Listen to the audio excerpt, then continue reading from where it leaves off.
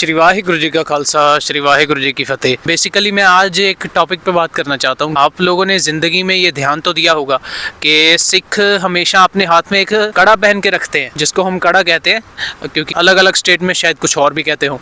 तो ये कड़ा हम पहनते हैं, इसके बारे में आज मैं आपके साथ बात करना चाहूँगा, क्योंकि मैं चाहता हूँ कि सबको इस चीज़ के बारे में पता हो, क्योंकि ये बहुत ही पॉजिटिव पॉइंट है सिखिज़्म का। तो कोशिश मेरी यही रहेगी कि मैं आपको पॉइंट्स में बता पाऊँ कि हम कड़ा क्यों पहनते हैं, क्योंकि अगर मैं पॉइंट्स में आपको बताऊंगा तो आपको बहुत अच्छे से क्लियर हो जाएगा कि इसके बेनिफिट्स क्या हैं और इसकी सबसे बड़ी वैल्यू क्या है, क्यों ये सिखों के हाथों में गुरु गोबिंद सिंह पातशाह ने पहनाया।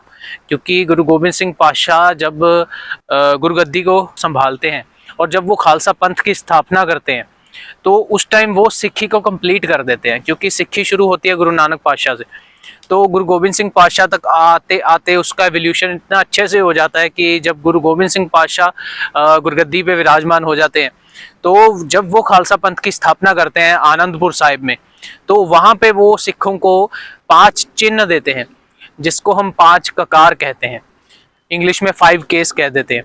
तो उस अकॉर्डिंग उन 5 ककारों में से सबसे इम्पोर्टेंट जो ककार है वो है कड़ा।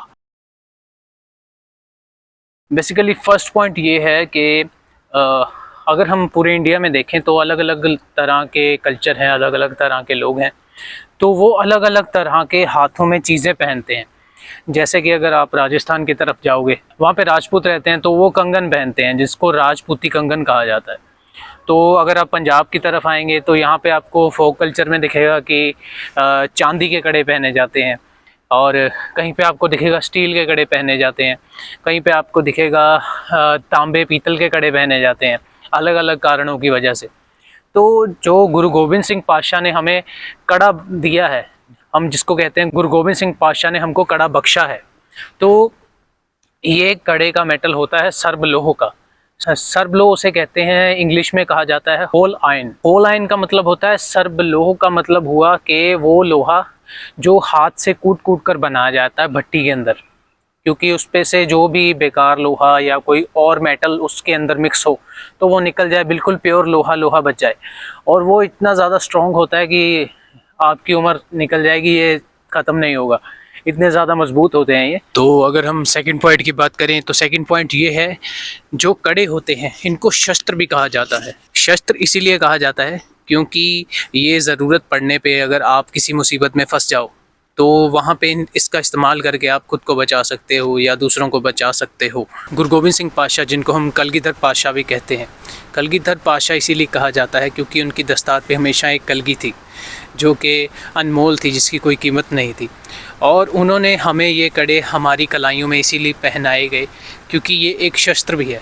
और गुरु गोबिंद सिंह पातशाह ने बताया है कि आपको 2 तरह की पूजा करनी है, एक निरंकार की, जिसको आप अपने अंतर मन से ध्यान लगाओगे तो उसको देख पाओगे, उसकी पूजा कर पाओगे, और दूसरा शस्त्रों की।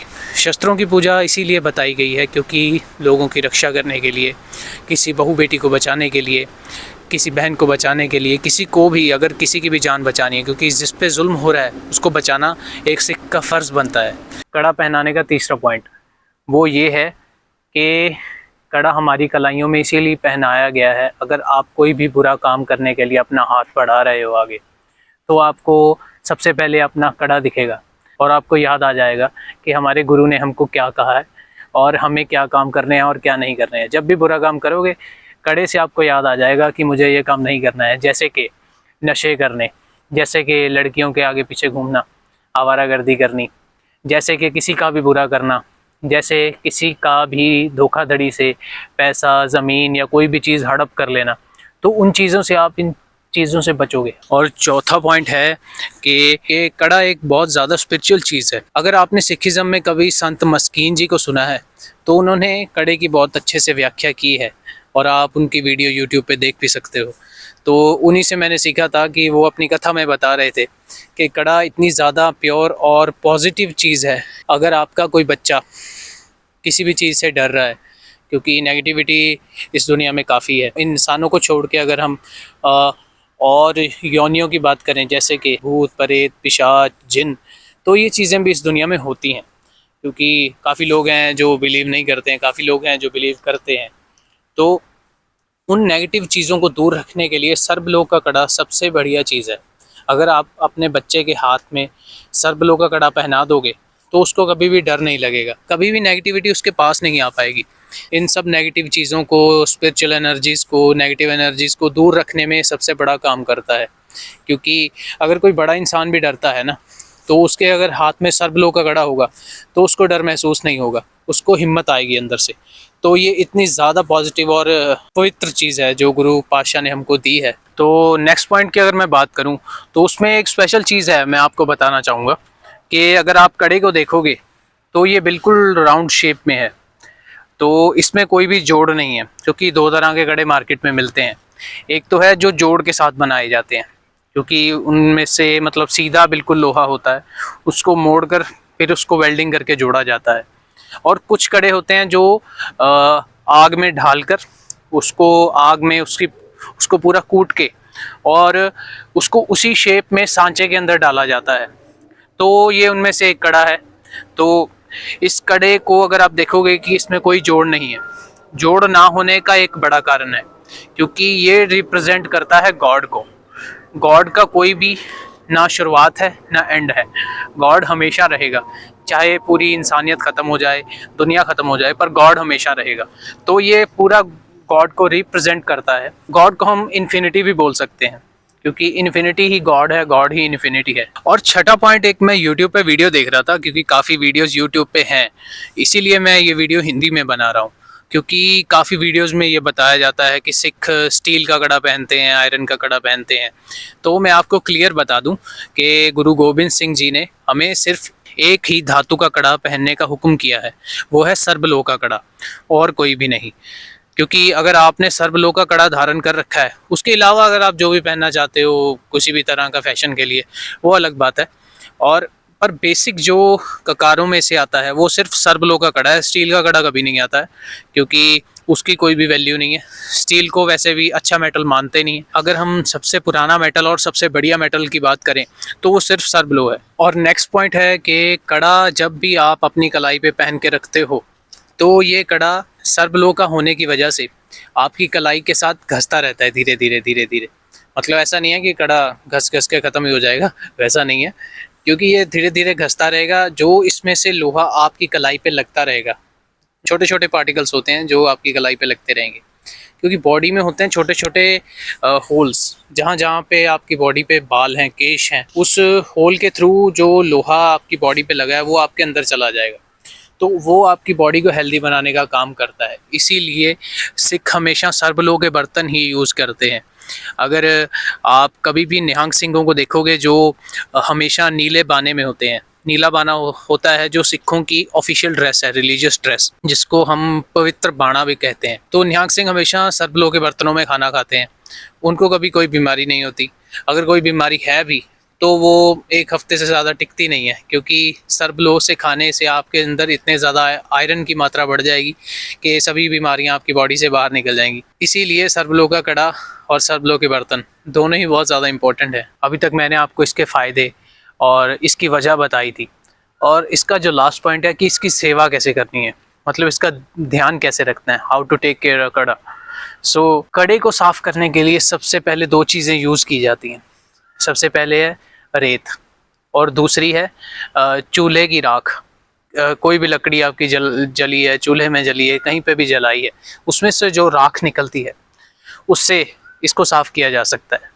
अब मेरे हाथ में अभी रेत है, तो मैं रेत से आपको साफ़ करके बताऊंगा, क्योंकि सर्प-लो ऐसा मेटल है जो अगर आप रेत से साफ़ करोगे तो वो चांदी से भी ज़्यादा चमकेगा।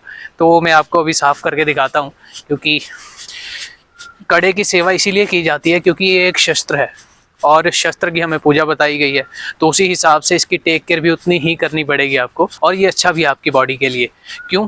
क्योंकि जब आप इसकी सफाई करोगे, इसको रगड़ोगे दोनों हाथों से, एक तो आपका प्रेशर लगेगा, और आपके जो हाथों में प्रेशर पॉइंट हैं, जैसे अब मेरे हाथ पे ये कालिश लग गई कड़े के उतर के, तो ये आपके फिंगर्स पे जो प्रेशर पॉइंट्स हैं, तो ये आपको प्रेस करेगा पूरे हाथ पे। यहाँ पे होते हैं प्रेशर पॉइंट्स, फिंगर्स के सभी ब्लॉक्स में होते हैं, तो इसको आपको दबा के साफ़ करना है। तो आप इसको साफ़ करते जाओगे तो ये आपके मन को साफ़ करता जाएगा।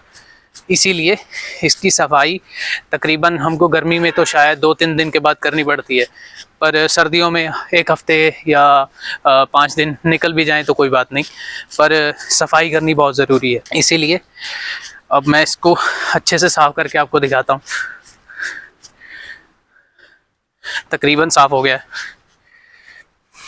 है। अगर आप देख सकते हैं ना मेरे हाथ पे, ये दोनों हाथों पे कालिश लग गई है। तो ये जो भी इस पे मटेरियल जम जाता है धोने के बाद या वैसे या स्वेट की वजह से, तो वो अगर आप रेत से साफ़ करोगे, राख से साफ़ करोगे, तो वो बिल्कुल आपके हाथों पे आ जाएगा।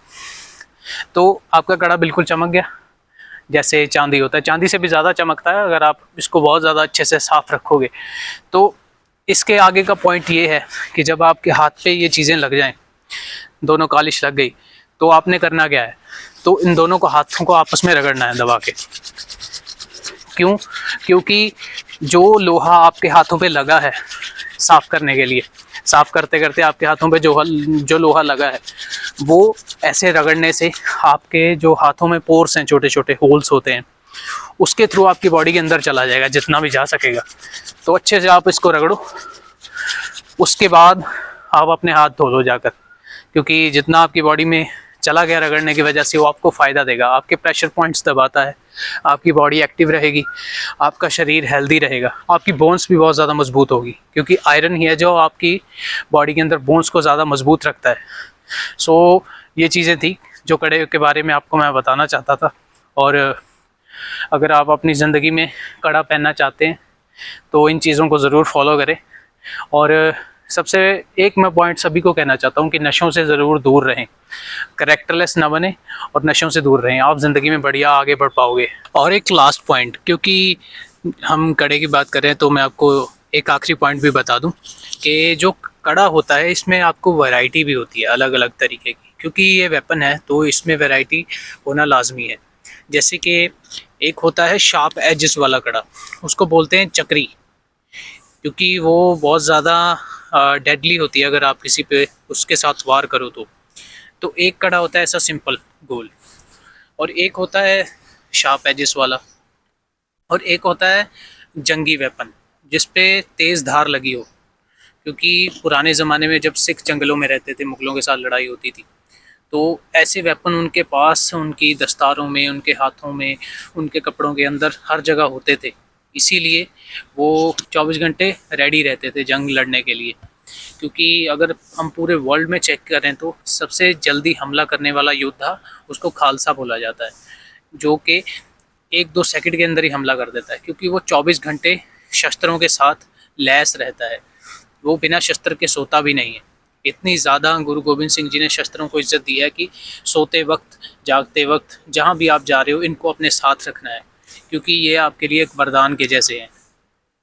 क्योंकि अगर हम गुरबाणी में भी पढ़ें तो वहाँ पे भी गुरु गोबिंद सिंह जी वचन करते हैं कि अगर आप शस्त्र बांधे बिना कहीं पे भी जाओगे, कहीं पे भी विचरोगे, तो आपको लूट लिया जाएगा, आपको कूट दिया जाएगा, आपको मार दिया जाएगा। अगर आपके पास वेपन होगा तो आप खुद को बचा सकोगे। इसलिए मर्द को भेड़ कहा गया है जब तक उसके पास शस्त्र ना हो। जब उसके पास शस्त्र है तब वो सिंह बन जाता है, शेर बन जाता है। यहाँ तक मेरी आज की वीडियो थी, और मिलते हैं हम नेक्स्ट वीडियो में। श्री वाहिगुरु जी का खालसा, श्री वाहिगुरु जी की फतेह। अकाल।